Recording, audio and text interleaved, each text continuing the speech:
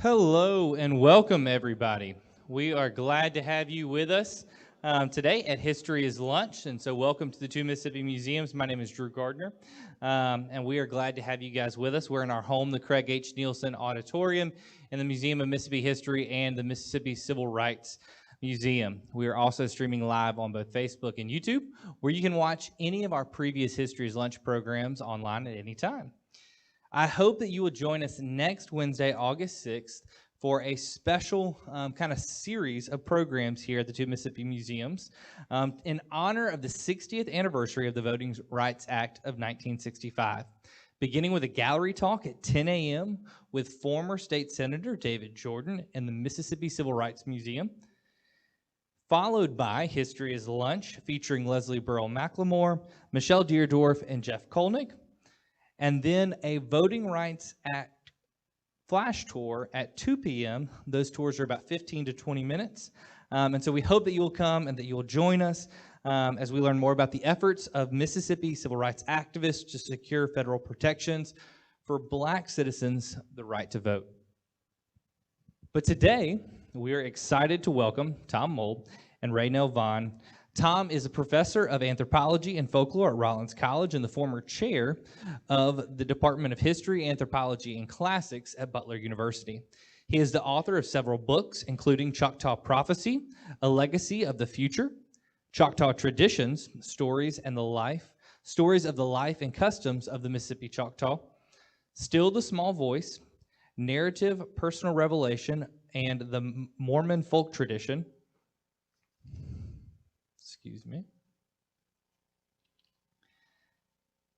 and Overthrowing the Queen, Telling Stories of Welfare in America, which won the Brian McConnell Book Award and the Chicago Folklore Prize, as well as today's presentation, Choctaw Tales, Stories from the Firekeepers, who he co-authored with our co-presenter, Rae Nell Vaughn.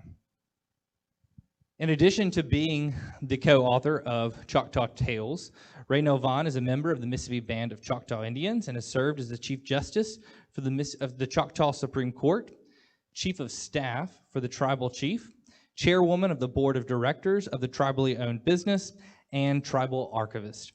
Please give a warm welcome to Tom Mould and Rae Nell Vaughn. I do, and I guess you'll come up with that. Thanks. Drew, thank you so much. Good afternoon. It is, I think this is working, yeah? Drew, thank you so much for that kind welcome. Rae and I are incredibly excited to be here with you today. Before I get started, I did want to thank a few other folks. Brian Champlin is somewhere around here making sure the audio and video works.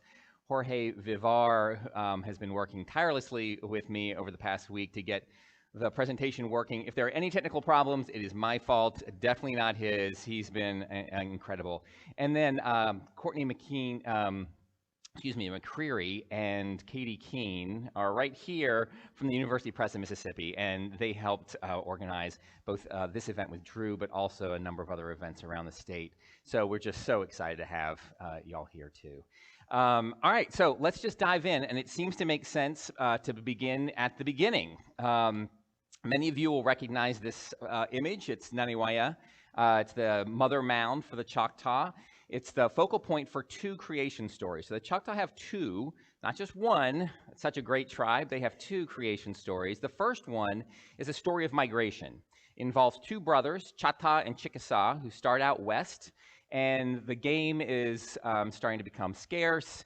The community is not doing well, and so they work with their Hopai, their prophets, who tell them, you need to move west. And so they plant a pole every night, and in the morning, it leans a particular direction. And that's the direction that guides them on the next day's journey. And they keep doing this for months and months and months, until finally, they get to present-day Mississippi. A big storm comes up, and Choctaw has already taken his group across the Pearl River. The Choctaw are still a little farther west, but right here at this mound. In the morning, the pole is not leaning, it is standing straight up, and that's a sign that the Creator to them that this is their home.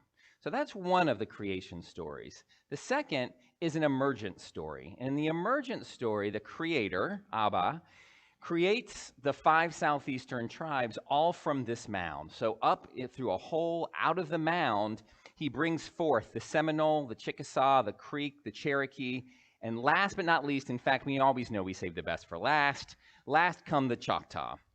The Choctaw come out, and then this becomes their homeland.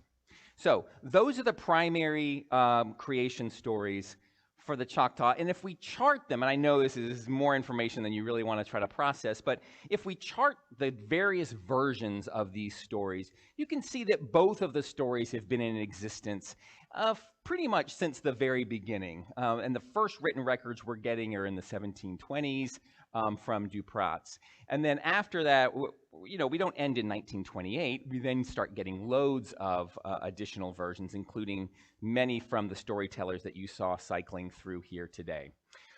One thing you don't see in this chart is, first of all, that everybody under that collector are white men, European descent.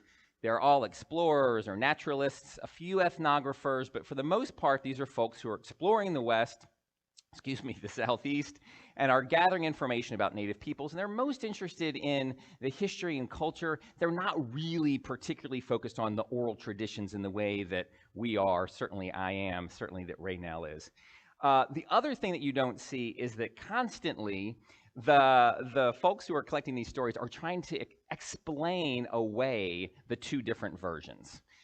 They basically accept the migration, and then emergence they sort of explain as being this kind of a metaphor gone awry. That the Choctaw that came from the West got here so quickly that they had to explain, their sudden appearance on the landscape, and so they talked about sort of emerging right out of Naniwaya. Happily, in 1995, Patricia Galloway, who worked right here in Jackson and used the archives right here in the buildings that we stand in, did a lot of research, both archaeological and ethnographic.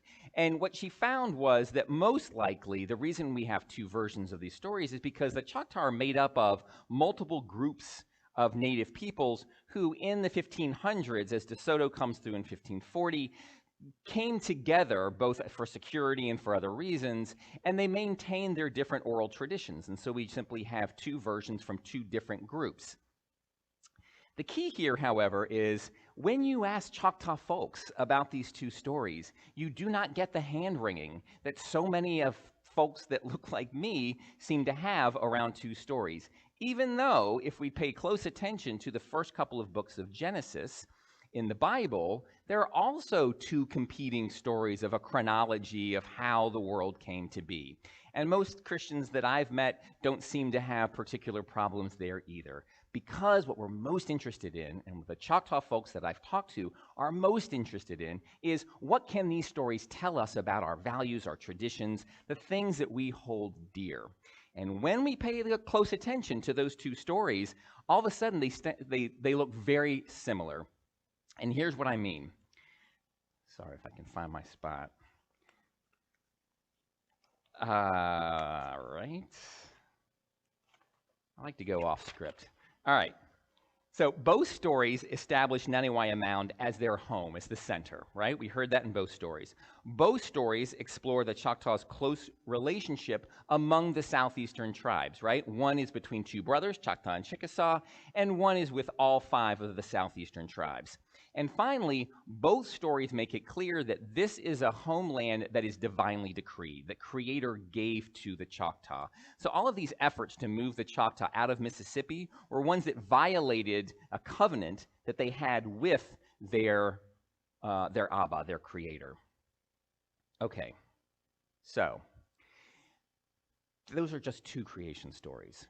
There are many more stories of creation, of eclipses, of thunder and lightning, of snakes and how they got their poison, of animals and why they look the way they look today.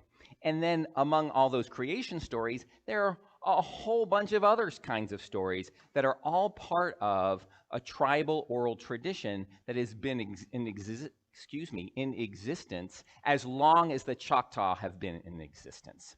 And so what Rae and I want to talk a little bit about today is that kind of range of stories and oral traditions that continue to be shared among the Choctaw to this very day. Before we get into the weeds on some of those different genres and start hearing some actual stories, I want to just kind of give you just a tiny background. Many of you will already know plenty about the Mississippi Choctaw, but just as a kind of a founding, or a foundation, there are two different groups of Choctaw today. So in Oklahoma, population 225,000, which makes them the third largest native community, native nation in this country, so that's a big deal, are in Oklahoma, and they are descendants of the Mississippi Choctaw who were removed during what you will recognize as the Trail of Tears. We'll talk about that in just a little bit more in just a moment. So that's the Oklahoma group.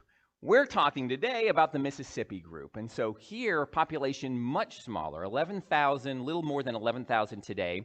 When I first started visiting Rae in 1995 and coming down to Mississippi, it was half that. Population was around 5,600, getting close to 6,000. So incredible growth, especially when you consider that to be a tribal member of the Mississippi Choctaw, you need to have 50% blood quantum, which means that, you know, either you've got one parent who's full-blood Choctaw and one person who's not, or two parents who are half, but that's the strictest blood quantum in the country. A couple of other nations have the same strict blood quantum, but that's one of the strictest. You also may know that the Choctaw have been a top employer in Mississippi. In the 1970s, they were actually one of the top 10. They're not still in the top 10, but they still employ a lot of folks in Mississippi, and not just because they have two casinos. They have a diverse range of industries that Rae's been part of. We can talk more about if we like. If you were to stop in and visit some folks today, what would you see? You would see folks that are celebrating life in the same way that most folks in the Southeast are. They're gathering with family over meals. They are worshiping at churches primarily. Over 80% of the tribe identifies as Christian. But then you'd also see some things that are specific to the Choctaw. Stickball is huge. If you have not been to the annual Choctaw Fair, which happens the second week in July, you have got to get there. The stickball games are incredible. But you'll see people playing and practicing, kids, you know, hoping to join the team and to make the big score during the fair. You'll also see Choctaw dancing. Oftentimes when Choctaw folks are invited in various places around the state to talk about their culture, oftentimes you'll see they'll put on traditional Choctaw dresses and clothing, and they'll do some of their traditional dances. Basket weaving, that photo was embarrassingly small for the kind of size that it takes up in terms of the arts and crafts within the Choctaw culture. But just it's a combination then, of course, of being Southerners, they live in Mississippi, but of also having a distinctive native culture. Talk to life in the past. This is a group that is focused on history. I cannot possibly do this justice, but what I will say is that in the past, the Choctaw live in, I mentioned 9 different communities, 8 of them in Mississippi. There's a 9th just over the border in Henning, Tennessee. Those communities mirror to a large extent the same community structure that DeSoto found, that other travelers found as they started coming through the Southeast. Today, the clan system isn't particularly practiced, but the concept of exogamy, or making sure that you marry outside of your community, certainly outside of your family, is still very much in place. And there's some pretty funny stories about youth who went to high school and, you know, came home and said, oh, I've got this crush on this girl, and mom saying, you cannot have a crush on that girl. She's your second cousin 3 times removed, whatever it is. But so those lineages and genealogies are really important, and the elders maintain those to make sure the social structure and fabric is maintained as well.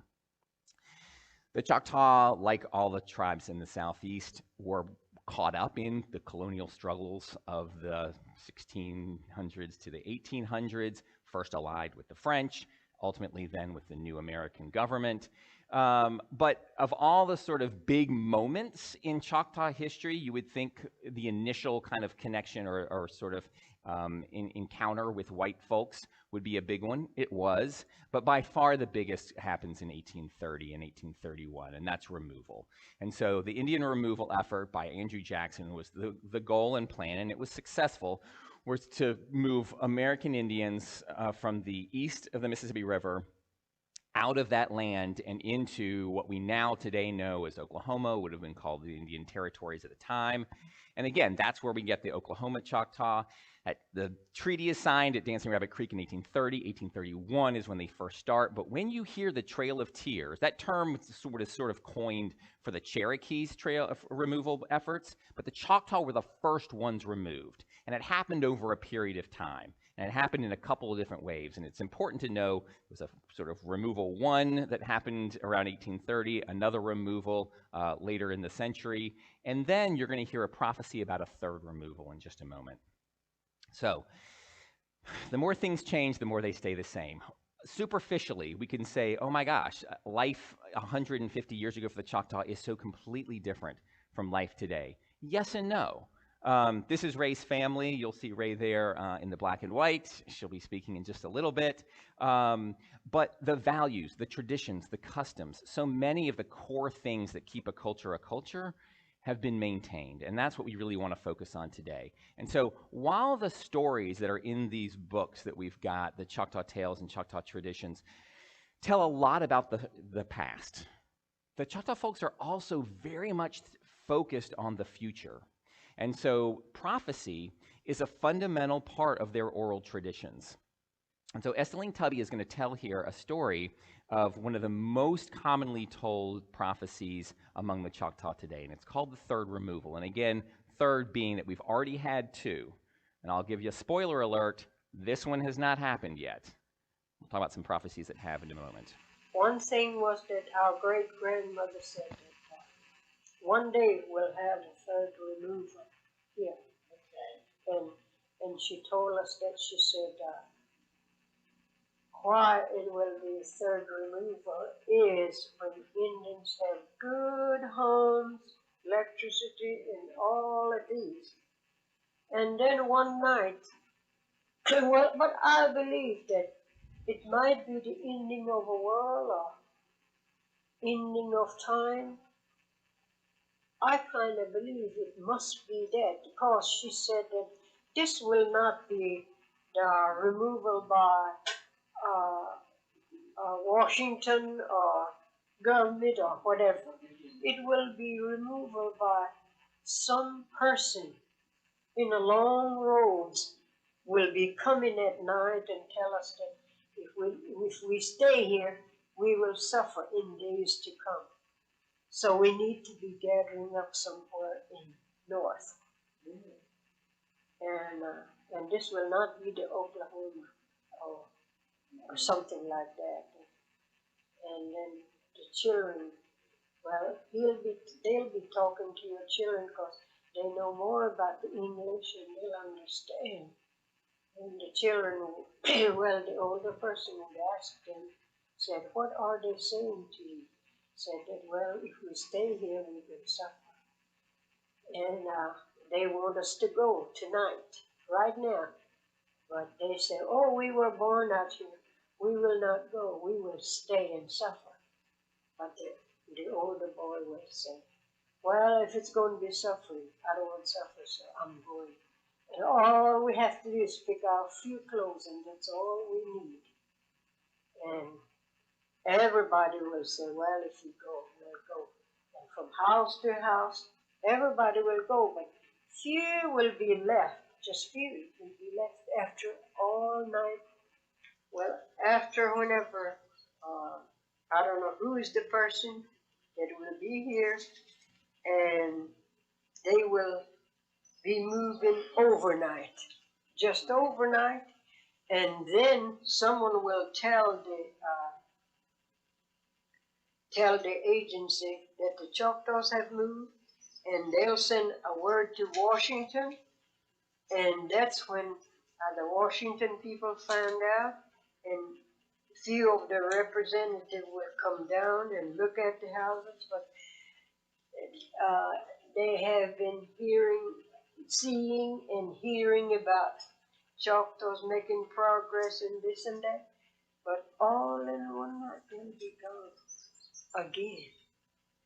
Now, that'll be the third removal, right? Third removal. So to the north, where the buffalo used to roam. That's what they say. Okay. And I hope I don't live to see it. If you picked up on some parallels, perhaps, with the notion of a second coming of Jesus, you would not be wrong. Esteline grew up Baptist. She did convert to Mormonism, and there's some really interesting overlaps between this prophecy and Mormon tradition of personal revelation that we can talk about if you want. But this is clearly a story that is rooted both in Choctaw traditional culture, in Choctaw history, but also in Christian eschatology and belief systems as well. The third removal, Esteline wants no part of it, right? I mean, this is a lot to move from your home. Sort of existentially, that's frightening. There's a whole other batch of stories, though, are viscerally frightening. And so the Choctaw have a wide panoply of supernatural figures that roam the woods still today. Some are seen less often. Kashikanchak is a cannibal kind of creature that comes and kidnaps kids and eats them. We don't hear stories of people encountering Kashikanchak today, but we do hear stories of people encountering Nalosa Chito, which means big black thing, Nalosa Falaya, which means long black thing. Nalosa Chito actually is now being interpreted as in two different ways, which I hope we get a chance to talk about. Not only is it sort of this dangerous, menacing figure, but some have also interpreted it as perhaps Bigfoot or Sasquatch. So we'll talk about that kind of shift perhaps in a little bit. Okwa Naholo are sort of a Choctaw version of mermaids and mermen that are still seen today as well. But Bopoli, by far the most common supernatural figure, is Bopoli. And that's a sketch that someone made years ago. They're described as little people about 3 feet tall. If you encounter them as an adult, they're typically mischievous. They'll throw things at you. They'll harm you, usually because you're in their space. But if you're a child, then they come to you to train you to be a Chaktayalikchi, which is a doctor. It's one of the most important roles that you can have within the tribe. It has the most sort of kind of, much of the information about it is kept secret, as you can imagine, for things that are this kind of spiritually significant, but also you have to take great care with, right? Because you can cause great harm with this kind of power. And witchcraft is a very real concern within the community of Alikshis who are not using their power for good, but for ill. Rae is going to tell a story, I think you're still going to tell the story, of her mother and her mother's encounter with Bopoli. So you'll get to hear a little bit more about Bopoli. These are the most commonly told stories today. The second most commonly told stories are animal stories. Now, Shuka and Nompa, Shuka means hog, Anompa means talk. You would maybe recognize the term as hogwash, stuff that you kind of laugh off. You'll also recognize a lot of the animal stories. There's a version of the tortoise and the hare, which of course has been told since ancient Greece 2,500 years ago. The Choctaw have a version, but it's terrapin and terrapin and turkey. And so you'll recognize some of these kinds of animal tales, but there are some that are specific to the Choctaw and specific to the Southeastern Indians, and hopefully we'll read a few of those as well. But there are two kinds of Shukanumpa. Animal tales is one, but tall tales, jokes, and humorous anecdotes is another. And the fact that this term, this Choctaw term, includes both of these kinds of narratives is really interesting from a kind of linguistic and structural point of view. I won't nerd out too much on that right now, but I'd love to if you have questions about it. The point is simply this. Humor is the driving force in these stories, but so is the moral imperative of what we can learn about ridiculous behavior that we see in the stories that we're sharing. And sometimes in these versions, that ridiculous behavior are other humans. At least in the animal tales, we sort of defer it one step over and assign it to animals. Henry Williams tells a hysterical story about a hunter who is terrible, but the way he's going to win a wife is by being a good hunter, and he kills this turkey and drags it around day after day as if it's the different turkey and it's starting to rot. It's hysterical. He then points out one of his fellow tribal councilmen and says, "Hey, Tom, remember that guy I was telling you about? You know, this sort of tall tale about this Choctaw hunter?" He goes, "This is him." it was Billy Chickaway. I feel terrible. I shouldn't probably say that, but it was Billy Chickaway, who's a great councilman. He is not a terrible hunter, I'm sure. But anyway, both of those would be part of this kind of oral tradition that spans these tall tales, but also those little fun jokes that we tell among each other at work. Okay, now let's hear one more story. This is from Harold Comby, and he's going to tell one of those tall tales from somebody that that are often referred to as sort of Choctaw funny men. Ashman was one. Gladys Willis, Ray's grandmother, told a lot of great Ashman stories. Jim Dixon's another. There was a young man, actually, he was a real person. His name was Jim Dixon. And he used to tell stories in exaggeration ways, tall tales. In one of his stories, back in the 1950s, 1940s, Hoboken, a lot of men traveled, the railroads back and forth to Oklahoma or back and forth. And this gentleman, he used to go to Oklahoma at certain times of the year. And one time, he got to Vicksburg to get on the train to go to Oklahoma. But somehow, the railroad track was messed up, so he couldn't get across the Mississippi River. So he goes down to the edge of the river and stands around for a while and start thinking about, how can I get across this big patch of water? And about that time, a big log comes to the edge of the river. So he thinks, he talks to himself and says, if I get on this log, then I could go across the river and get on to the other side. So he jumps on the log, and eventually, the current carries the log all the way across. So he jumps off, and then he takes 2 or 3 steps, and there's a big splash. It goes chipog, and he turns around, and it was an alligator. It wasn't a log.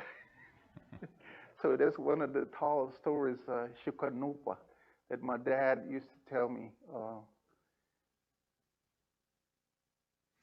So I'm going to end on this slide, which is far more pedantic than we need. But here's the takeaway. We can chart the Choctaw oral tradition in a system because there is a system. The Choctaw are not just telling stories willy-nilly. There is a rationale to how they're organizing and thinking about Shukanumpa versus Hopaki Ikana, which translates as old story. And so there are 3 points or axis points for the Choctaw storytelling tradition: time, truth, and tone. And so in terms of truth, it's important that these stories are understood as being real, that these happen, that these have significance in kind of a time and space that we inhabit ourselves. Where on the other side, we don't necessarily think that Jim Dixon was really on the back of an alligator, but it still highlights the kind of sort of happenstance, ridiculousness, etc., that we have to be able to laugh at ourselves and human foibles, right? But they're both carry important morals and values, so we don't dismiss any of them. It's just truth versus literal truth is a key piece. Tone is another. These stories can be hysterically funny. It doesn't mean that these aren't funny, but they're taken as serious. These, we initially encounter them as being hilarious. We laugh at them, we laugh at ourselves, and if we want to kind of go for the deeper side, we can. And the final one is time. These stories, they're distinguished between ones that you've been hearing from ancestors before. They carry an authenticity, they carry an authority of tribal elders of the past that more current and contemporary stories don't have. They may eventually move into that area, but Choctaw folks are sensitive to the power and importance of elders within their community. So that's the sort of larger system.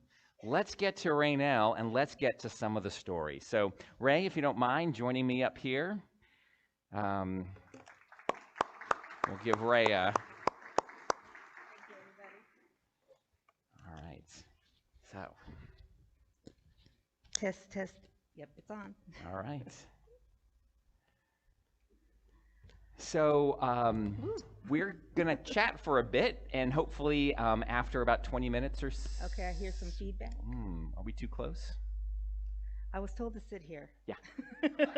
I can sit farther away. How's that? Yeah. Okay. Okay. Hey, that worked. Yeah, we actually like each other, but hey. Yeah.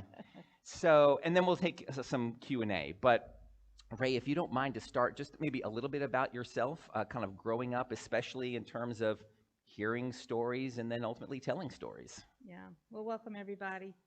My name is Rae Vaughn, Rae Nell Vaughn, and when I heard my name Rae Nell, I knew I was in trouble. I was named after my grandfather. His name was Ray. So, of course, we had to make it more feminine, so it was Rae Nell. I was born in Neshoba County in 1964. Have lived in Mississippi for the majority of my life. My mother was married to a young man in uniform, an Air Force officer, and married. We were down on the coast, and then they married and moved up to Massachusetts. Although I was born here in Mississippi, we went with him to his next station in Massachusetts. And then she came back down and had my brother Bill 3 years later, and then went back up. Of course, you know, young mothers need to be with their mamas as well when they're having new babies coming into the world. So she came down home and had her baby and then went back. This was during the Cold War, so my dad was doing a lot of out-of-country type work in Iceland. He dealt with communications. That's pretty much what I remember. And then late 60s, they divorced and we came back home to Mississippi, and I stayed here for the majority of my life. Once my mother remarried, we moved to Kansas for about a year for my stepfather to attend school there at Haskell Indian Community College, which is now Haskell Indians Nation University. And then we came back, and I grew up, went to the tribal school system. At that time, it was a BIA-run school. And then in the late 80s, then the tribe took over the management of that. But I went to school at Choctaw Central High School, graduated from there. Went on from there to Hines Community College, where I studied business and had an opportunity to secure an internship, and was able to come here and work at the archives actually for a year. I believe that was in 82 or 83, and learned a lot about my family, the genealogy, and just the history of the tribe in general. I also worked with the late Bob Ferguson, who ran our museum at Choctaw. Bob was a genius of all sorts. He was a producer, music producer, a great historian. He also married a tribal woman, Miss Martha, who was not only his spouse, but also worked with him in the museum, and continued to gather the history of the tribe. I believe that Bob was one of the individuals that helped the tribe in restarting the Choctaw stickball games, and there's old footage that's available where they start to play the stickball games again. And I grew up on the reservation. I worked for the tribe for almost 36 years, as Tom stated, in various capacities. I served as a group home parent at one time for special needs children, and chief of staff. I worked as a child's advocate director. Home life, I was married and had 3 children, all girls, and Tom will tell you he only remembers them at 6, 4, and 2, because that's when Tom came into our life. How I met Tom, at that point I was the tribal archivist for the tribe, and I could see the importance of our history and our culture and our lifeways, but how we preserve that. How do we do that? How do we do that in a way that's respectful of the tribe, for the tribal members, but also providing information for the public as well to understand who we are, as well and how we are intricate into the history of Mississippi, because we're a primary player in this state, in this country, in this region. And so in talking with Tom, I knew that somehow this was going to have to be a piece of work that was incorporated through education. Education in the terms of the school system. Where do we start? What will this look like? And so I talked over it with Tom, and the thing we talked about were stories. Now, Tom had come down for a different reason with the Choctaw hymns. He was with another gentleman who was also working on his grad work, and he stumbled into the archives. And that's how our conversation got going, and all the light bulbs started turning on as to, you know, this is going to be a way that we're able to memorialize using the existing technology that we have, either through books or audio, which was wonderful to hear Esterline's voice. Wonderful. And unfortunately, of course, Esterline has passed. Doc has Harold Cumby, but he's affectionately known as Doc, has passed as well. And there's several people from our first edition to this edition have also passed. But to hear that voice and to hear how much this means to them, and that the importance of sharing the stories and sharing the history. In 30, 50 years when I'm gone, then my grandchildren and their grandchildren will be able to hear my voice, just as I'm able to hear my grandmother's voice, Gladys Willis. And so it was more of a driver for me, personally, and also as a tribal member, to work towards how we ensure and continue to maintain this practice and this collection of lifeways and stories and the fun things that we talk about in some of these stories. There's a quote from either this book or the first edition where my uncle, who also has passed, Hewlin Willis, he said, you know, I'm not a storyteller, but I can tell you a story. Now, can't all of us do that? And he was just an incredible man. I have several uncles, and all of them are my favorite in different ways. And he was one of my favorites because, you know, I can't pick one of them as my favorite. I have to pick them all. But very easygoing man, worked many years on the riverboat, would come home, and we'd all sit around and talk, and he'd share stories about Ashman and just different stories. There's Ray and Billy stories, my brother Bill. Ray and Billy stories that he loved to tell. Embarrassing stories. Oh my God, no. So, and if this is being streamed on Facebook, I don't know how much, Tom, I want to share that one. But we'll move on to the story about my mother. This was a story that was told to me by my grandmother. My mother was the oldest of 11 children, and she was around maybe 3, I think, 3 or 4. And we lived on the road that is now named Willis Road in Pearl River Community, which sits behind the casino. But at that time, very rural, deep in the country, just a few houses on the road. My great-grandmother, Sweeney Willis, lived at the top of the hill near our home church, which is over 100 years old, Baptist. And my uncle lived at the very top of the hill. So trying to give you some sense of how much family we had up and down that road. So everyone is, you know, it's a common day, doing things around the house. People are outside, people are inside, and then someone notices, where's Caroline, my mother? No one can find her. They don't know where she's at. You know, 3 or 4 years old. Now, this is a wooded area, mind you, as well. And so everyone starts looking. My grandmother told me even my great-grandmother came down. They were all looking, searching, and then places they'd already looked. And then they went and circled back around to look again. It's been some time. And they went into the woods, of course, looking. And there, on this fallen log, was my mother, sitting on top of the log at a place they'd already gone and searched.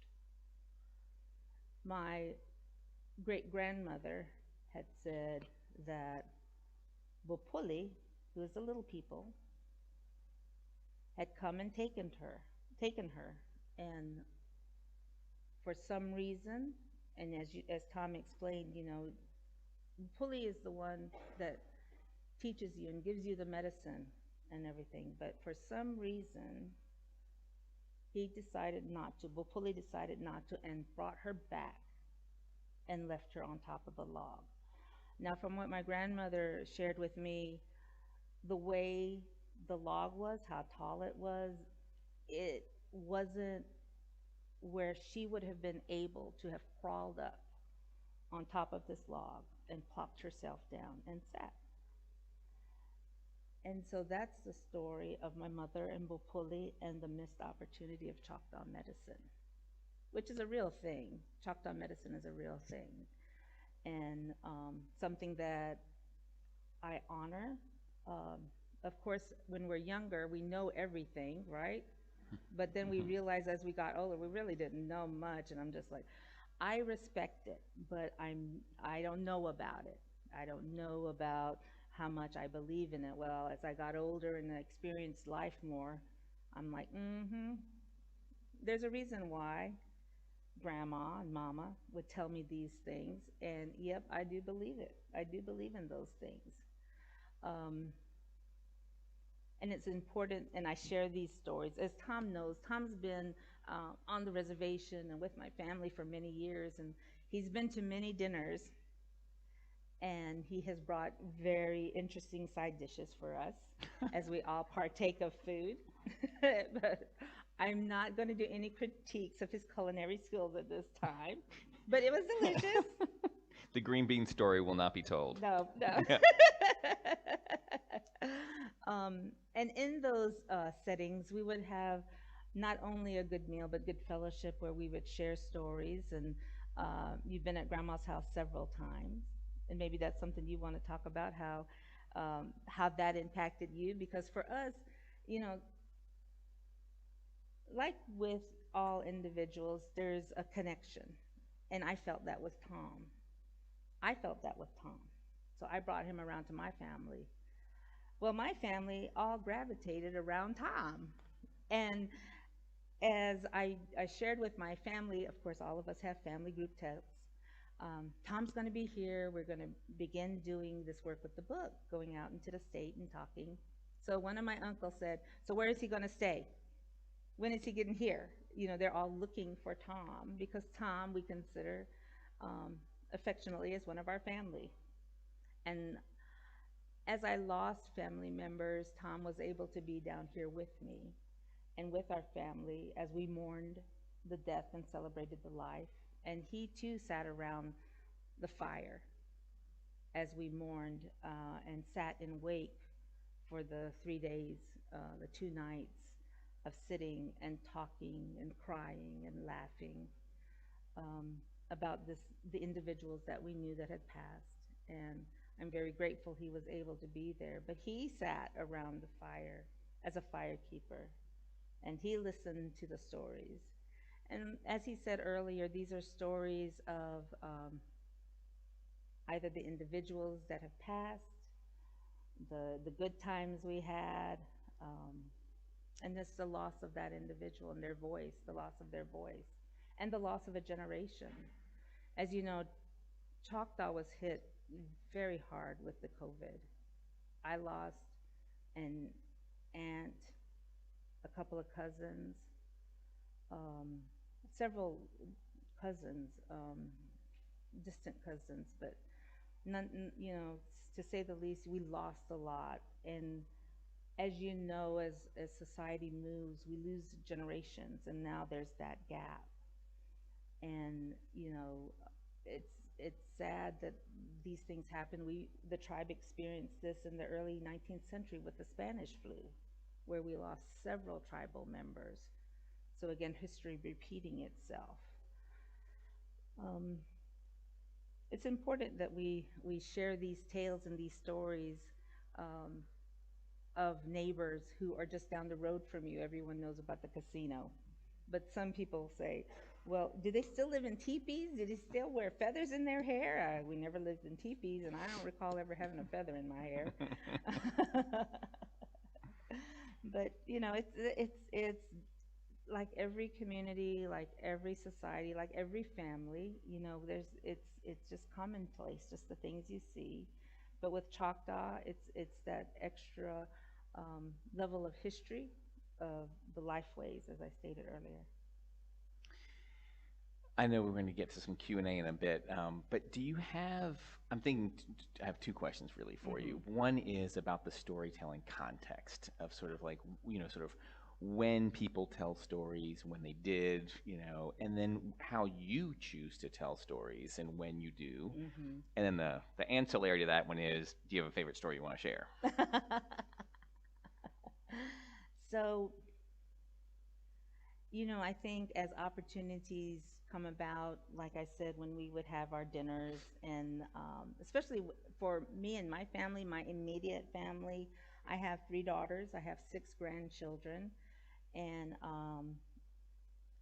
when we would celebrate birthdays, I will say, okay, we're going to start telling some stories about the individual we're celebrating as they were growing up.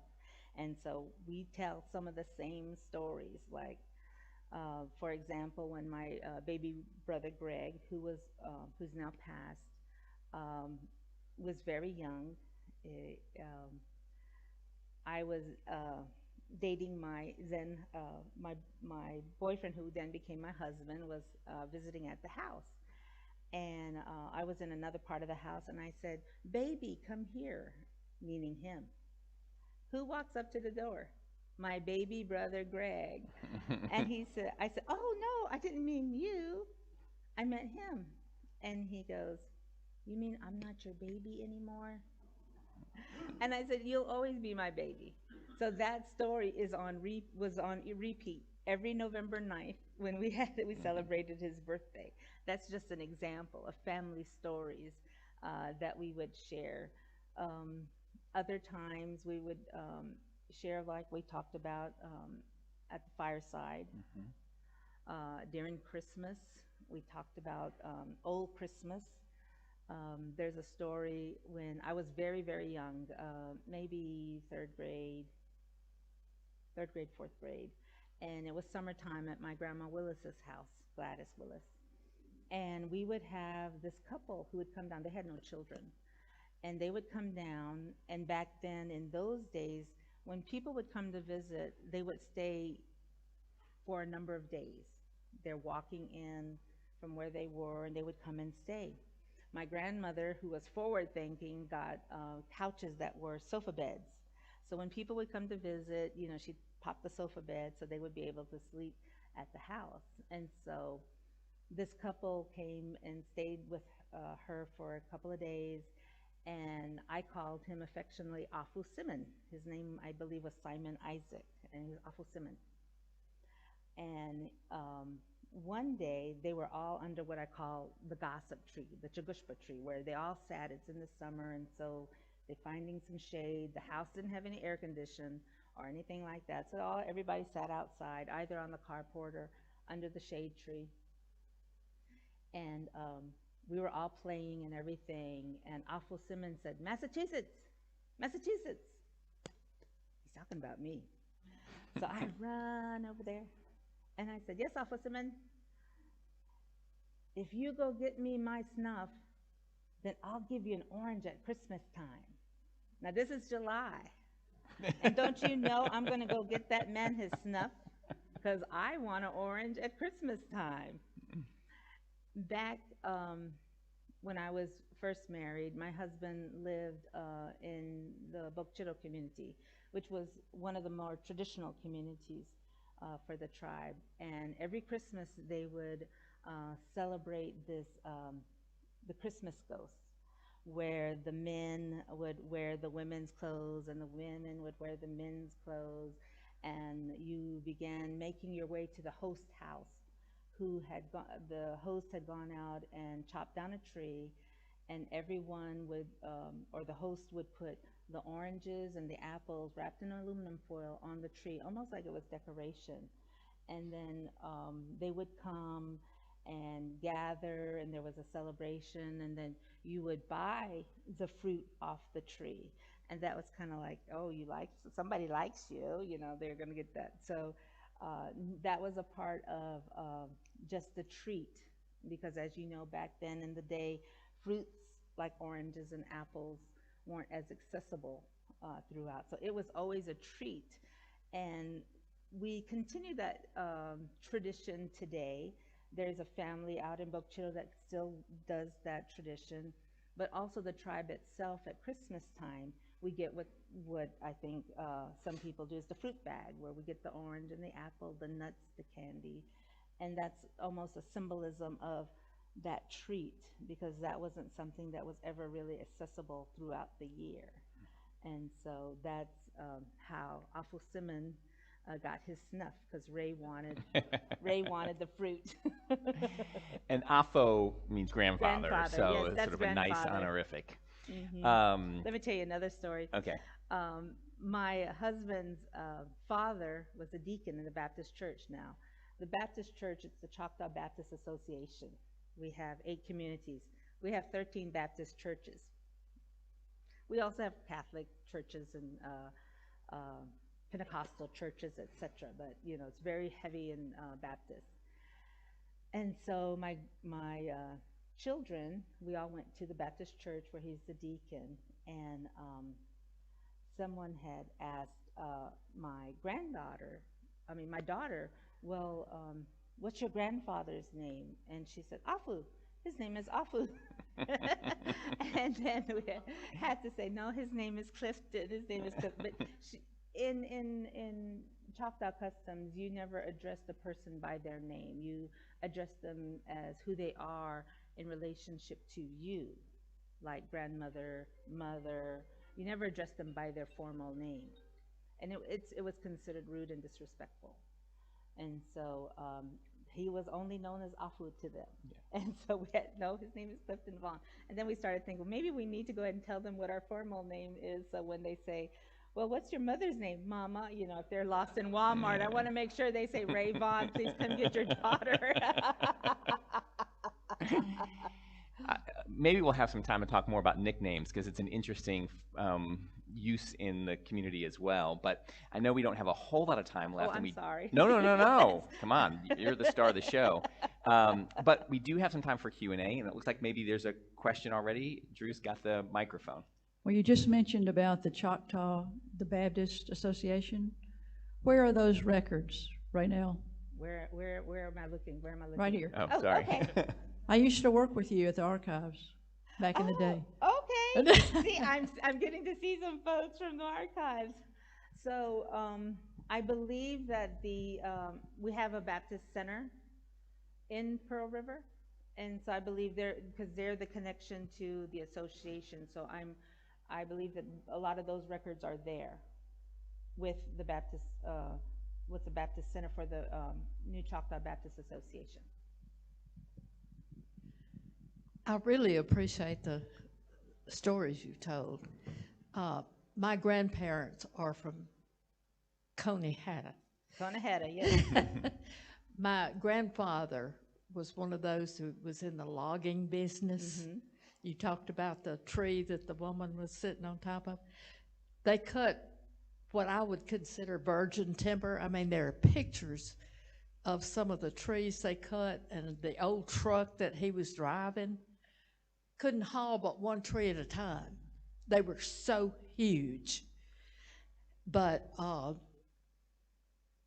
there were some Choctaw people who worked with the Vance brothers in cutting trees. Mm-hmm. And I have a Choctaw of some, I don't know who he was. If my granddad ever told me, I don't know. But I have a Choctaw man to thank for my mother's nickname. My mother's name was Catherine Olita Vance. And she was told by her doctor brother not to have any more babies. And she had trouble giving birth. And so the Indian man that he worked with, the dad worked with, my granddad, knew that he was disappointed that this was a little girl. He was so wanting a little boy. And he said, well, what would you have named a little boy? And he said, Jack. And he said, well, you can call her Jack. From the time she was not even 6 months old until she died, she was known as Jack. I mean, Catherine Olita was such a pretty name, you know, and nobody called her that. She was Jack from then on. So we have a Choctaw man that was working with my granddaddy to thank for, you know, giving my mama the name that everybody knew her by.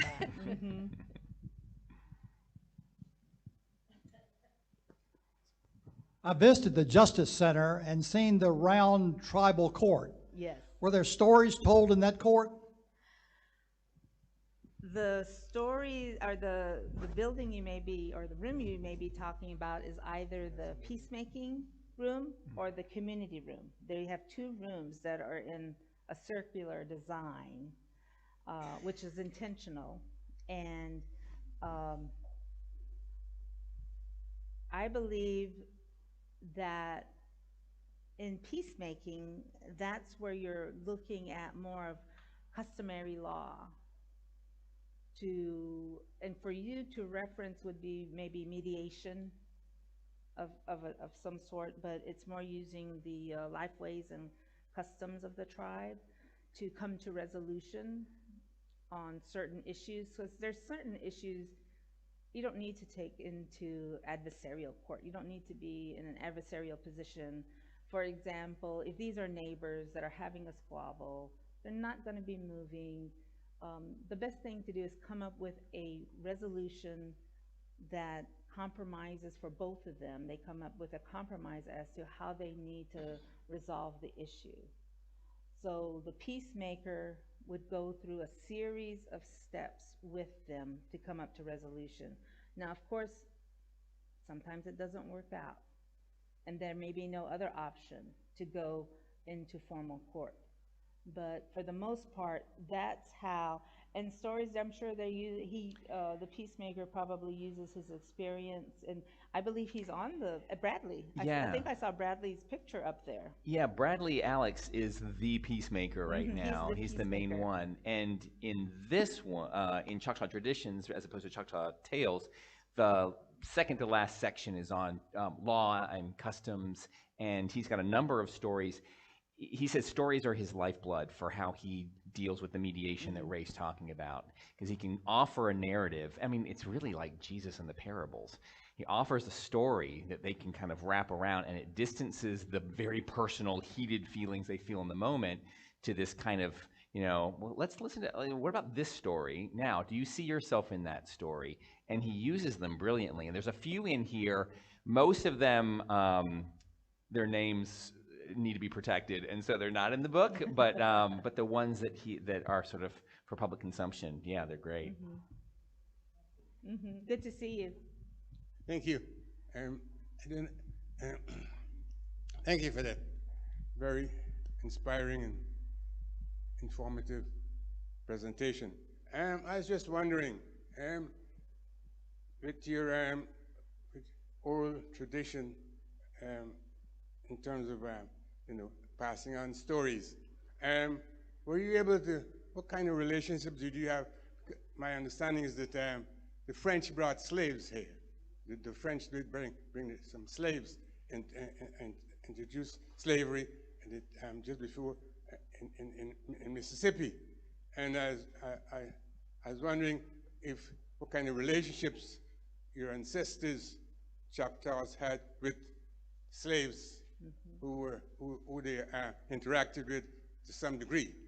I was just wondering about the kind of relationships they had with the slaves who were brought here by the French. I hear I know, it's still going, yeah. It's still going. If I just get farther and farther away. I'm going to be off the edge here in a second. Okay. Now, I know the French did have influences with the tribe because we have a number of words that are French words, like chapeau, which chapeau is French for hat. Yeah. Now, regarding the slavery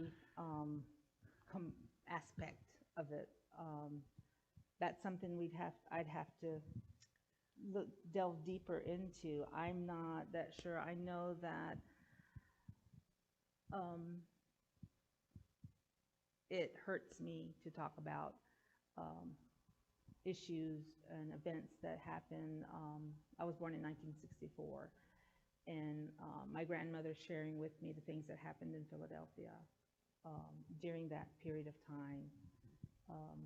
They were down at the Court Square when the chartered buses, or the buses, were coming in, and they were told to get off the street and had to run into what was a Clark's shoe store on the Court Square. My grandmother told me they went in, and the store owner said, go all the way out, go out of the building.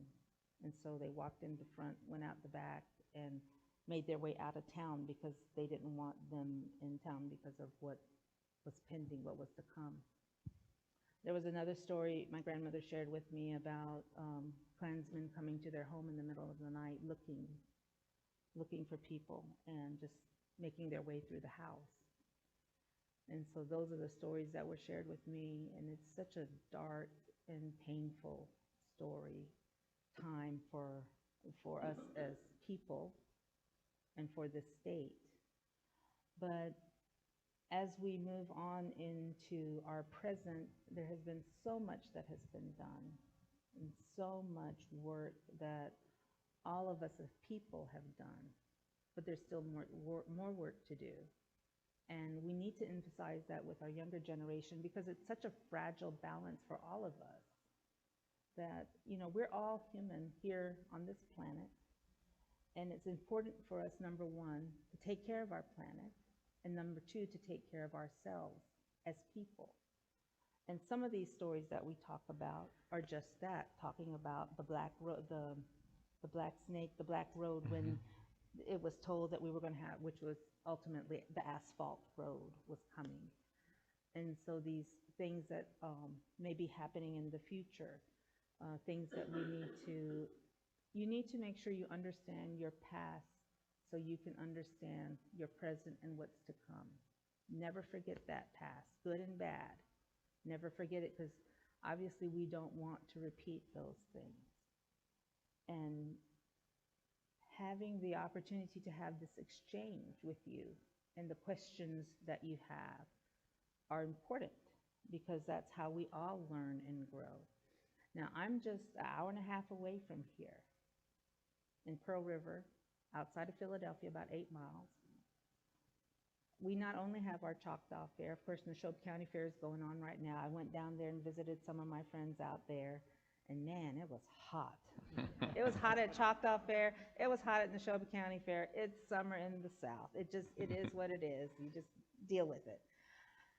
But the exchanges were really good, and that's what we need to all remember, is that we're all here together, and we need to work together, and we need to learn. We need to continue learning, and we need to share the things that we learned.